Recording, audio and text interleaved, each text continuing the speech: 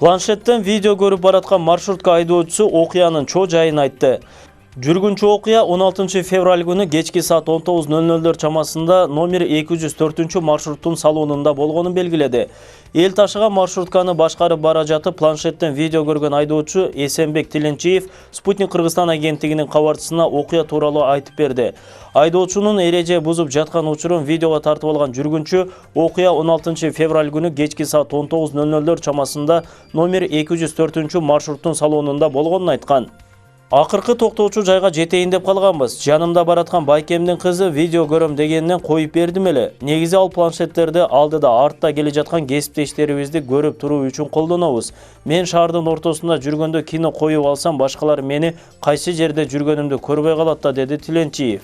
Мени телефонуна тартып жаткан кызга видеону жаңы койгонумду айтсам ишенбей, кыйкырып эшикти катуу жаап жибергенде ачуум келип, өзүм билем, билгениңди кылып ал дегем, деди айдоочу.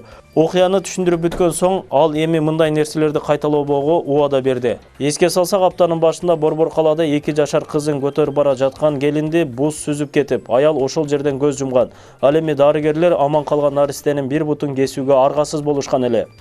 Булак Спутник KG.